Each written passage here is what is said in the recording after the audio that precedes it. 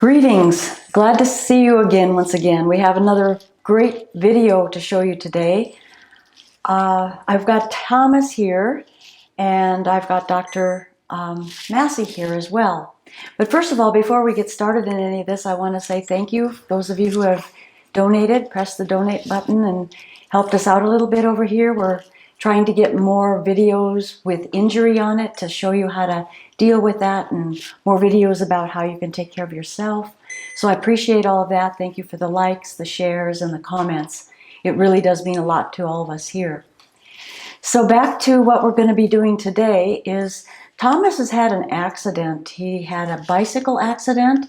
He got himself injured pretty good and tried some different things and found me, and he was wise enough to schedule out 4 appointments so that he was allowing himself to gradually get back into the positional posture that is necessary for things to begin to function, not only structurally on the skeletal level, but also structurally inside with the organs and the way that all that is placed. So I'm just going to show you a little bit about what we did, and then we have another treat where we're going to combine the work with Dr. Massey and work on why this accident may have happened, taking it into the ancestral line, which is extremely fascinating. So I think you're going to enjoy it. So I'll just start with letting you know what the kind of thing that I did with Thomas when he came in for his injury, and I'll let him also explain a little bit of how that process worked for him from his point of view. So with that, no further ado, we'll get started. When Thomas first came in, that was the first time that I'd seen him, and his accident, I guess, happened a while ago. He'll fill you in on all of that stuff. But how I primarily worked was just with the basic cranial sacral therapy to begin with, where I just went through the diaphragms, opening up the diaphragms and then doing the occipital base release and going through all of the head bones placement. I want you all to understand that if you're doing cranial sacral work and you're avoiding the basic 10-step, you're missing a huge part of what you need to be doing, because the basic 10-step that we started with Thomas at was what put his skeleton and his dural tube and all of that back into position to be able to really make the deeper changes that are necessary. So never give up your basics in this work, because it's vitally important. So we worked all that. We worked in the hips, we worked in the hip area. The legs were a little bit distorted where the feet were turning out. The hips were definitely, and the sacrum was definitely in a misposition, which translated all the way up into the neck area and also into the sphenoبasilar junction, which we know is right smack dab in the middle of the head where the pineal gland is, and the pituitary gland actually sits inside of that bone. The pineal gland is very close to that. So we worked on all of that. Then he felt different when he got up, and he came back 3 more times, and all of that was also handled. So he finished his therapy just 2 days ago, and we're happy to have him back, so he'll be able to explain some things on how all of that worked. And next we're going to be honing in with the attachments on his body, and Rich is going to join us in for the rest of the demonstration today. All right, I was showing this. I don't know if everybody could see this, but while you were describing what you did with Thomas, he was in what heart math called high coherence almost the entire time, which meant that his heart was putting out a frequency of 0.1 hertz, which heart math says is what the earth puts out. So when my heart is putting out the same magnetic signal that the earth is putting out, I'm in tune with something greater than myself.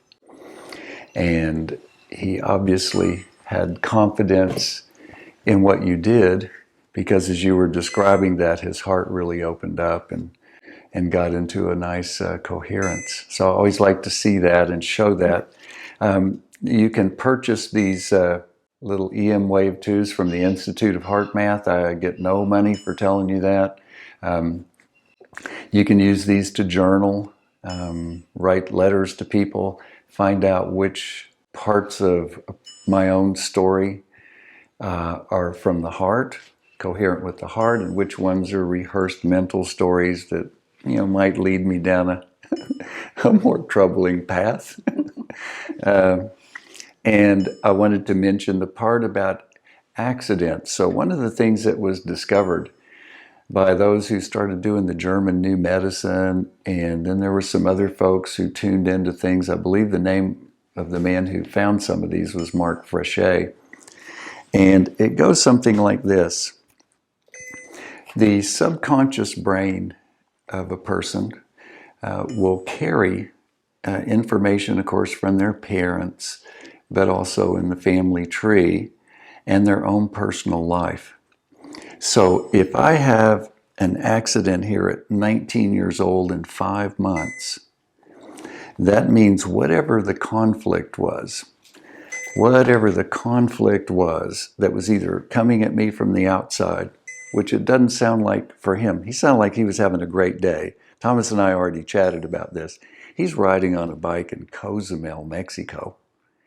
I mean, how much nicer can it get than that? Riding on a beach in Cozumel. It's a beautiful place, right? So it doesn't sound like any trauma was going on there that day, right? So at 19 years old and 5 months, this happens. But just to check it out to see if it's anything personal for him, he would be repeating like 9 years old and 7.5 months. That same conflict would have happened at half that age, and he and I didn't talk about that, like that what might have been happening between 9 and 10 years old. So whatever the big conflict was there, if it makes sense with the part of his body, then we'd go, aha, and we'd work on clearing that, right?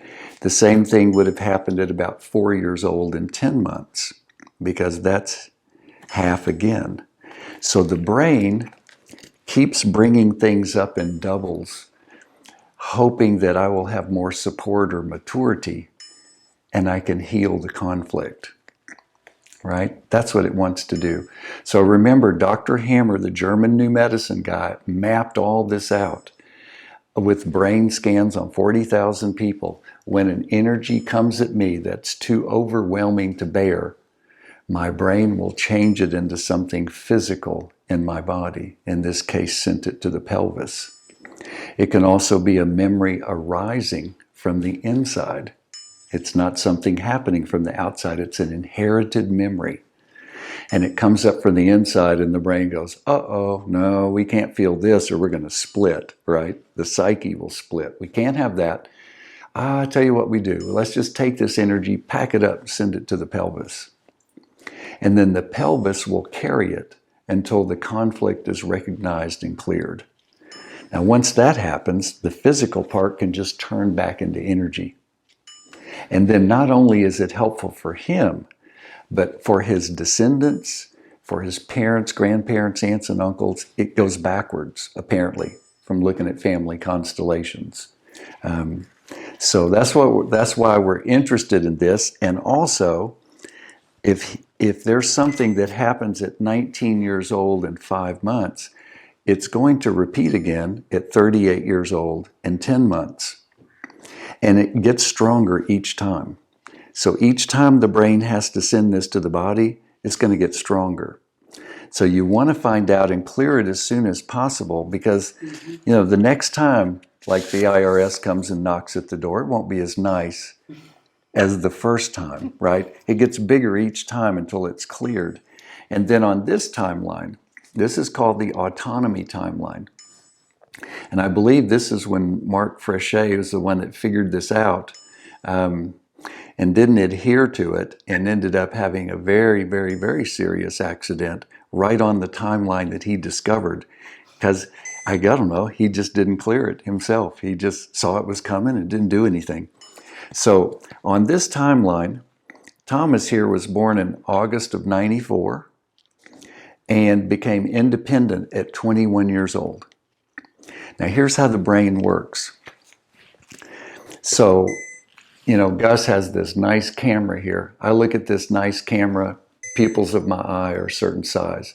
If I look over here at this bright light, my pupils get smaller. The subconscious brain will do that every time because it works. It helps me survive. So the brain will never try something new. It will never go, let's experiment and just dilate the pupils when I look at a bright. It'll never do that because it works for survival, for me to keep the light at a certain way that I can see predators and find food. That's what it's trying to do. Strangely, or not so strangely, because Thomas became independent at 21 years old, guess what the brain thinks? It thinks that everything that happened from his birth until age 21 is a good idea because he survived and became independent. It doesn't matter if something terrible happened at 19 years old and 5 months. It's going to repeat it right over here on the next timeline, exactly 19 years and 5 months from 21 years old, because this works to do the same sequence. And our subconscious is playing that for us all the time.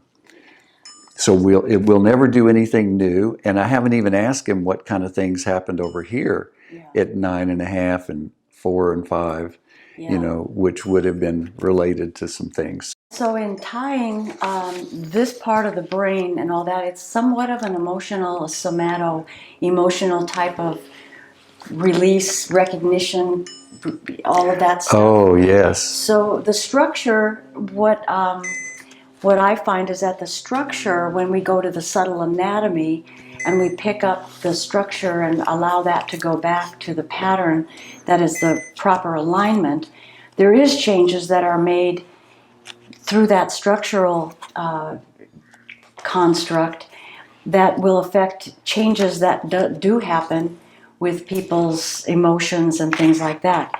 What's happening now with taking it a little bit further is we're getting deeper into the cycles that we put ourselves into so that we can really experience freedom in a whole new, maybe light body way or more crystalline body, however a lot of people are talking about. But it's the work that we have to do in order to really realize this fullness of who we are as a human being. At least that's how I'm seeing that. Do you agree with that in your work, the way you integrate with my work? I agree, and I'm sitting here distracted by, I was going to show something else about in the recall healing, which, we want to look at all the levels, honestly. And when somebody does what you're saying and looks at all the levels, they have a much better outcome. So I was going to show Dr. Klinghart's 5 levels, which I had nicely here. Yeah, let me find that for you. So Dr. Klinghart, famous guy, MD, PhD, Seattle, did this chart on the 5 levels. You need to memorize this. There'll be a pop quiz and a gift giveaway. I'm kidding. So what Athena's describing here, of course, is that she's not only doing things on the physical level, and right now we're monitoring his electromagnetic level, at least on the heart with the heart math, but getting up here into level 3 where the emotions are. Level 3. And Klinghart said his guess was that each level up is 10 times more efficient at getting a person back together than the levels below it. So when an emotion is shifted, it can have 100 times more efficiency in heading toward restoration of health than just purely physical.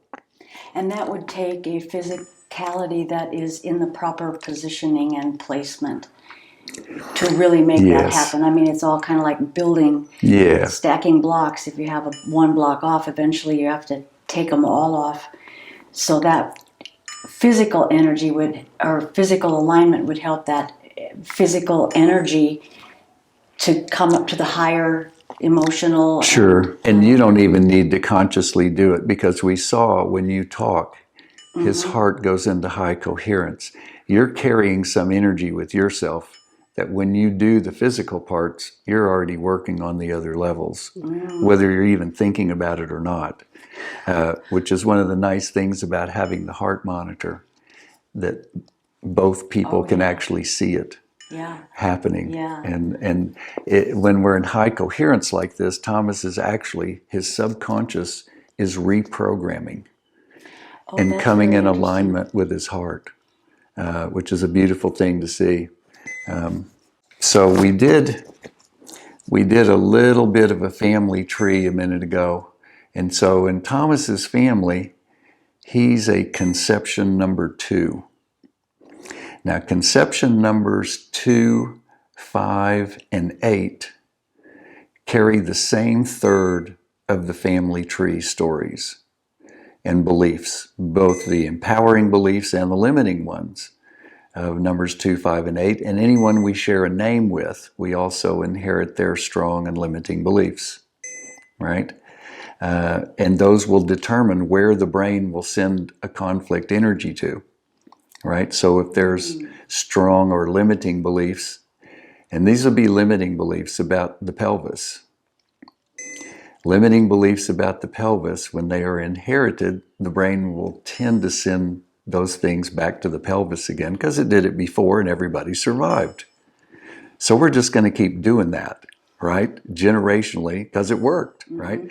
Well, interestingly here, Thomas has a mom who is a 5 and a dad who is an 8, which is one of those things where if you're out there watching this and you're in the same conception order as both of your parents, you kind of get the bigger load of what's going on between mom and dad because you're inheriting in the same third as both of them. We've got Thomas hooked up to the little monitor, and it's attached to his ear over here. You probably can't see it from that angle. So what I'm going to do is I'm just going to move around, and I'm going to be going up the diaphragms right now and then just doing a little cranial work. But what we're going to do is we're going to be seeing, Rich is going to be monitoring this whole thing, and he'll be talking a little bit, I suppose, what you see. Sure. And you'll be able to understand the maybe a little bit more the complexity of the body, and also just how much it really takes to truly heal. It's a lot more work than most people think, but it's a good journey to be on when we're healing deeply.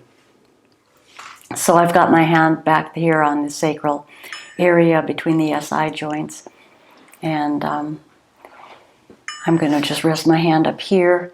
This was where a lot of the injury was happening, so we'll see what the monitor is going to be doing. And I'll insert little things what I'm feeling from time to time and ritual, so we keep you informed out there of what we're doing, because it's kind of hard to guess when you're just watching. Yeah, beautiful. Beautiful. So Thomas is in high coherence once again as you do that. You can see that on the little EM wave. And we had chatted earlier. Thomas's parents were Catholic, and both of them were in the womb or in their infancy when Kennedy was assassinated. And one of the conflicts with the pelvis has to do with birthing a child into a troubled time. And I'm imagining the grandparents thinking about what kind of world do we want to bring a child into if the President of the United States can be assassinated in broad daylight. And my bet is that's one of the conflicts that this is about. Yeah, the cranial rhythm is off. So he's into a process. Okay. So we can kind of imagine it, the grandparents, having their 5th child and 8th child, and the world that they're bringing this child into is turbulent compared to the one for the previous children. And so we can imagine those grandparents and either nursing or having your parents in the womb, and just leave that story with them and tell them, thank you for the gift of life. Thanks for the gift of life to my mom. Thanks for the gift of life to my dad. And I see the story. I see the concern about this world that they're coming into, and I need to leave that concern with you now. And I'm just your grandson, Thomas. I'm the little one. Thank you for sharing. Thank you for subscribing. And I think there's a little bell up there that you can hit that you'll get a notification every time we post. So if you want to, you can hit that too. But thank you so much for your support. I really appreciate it.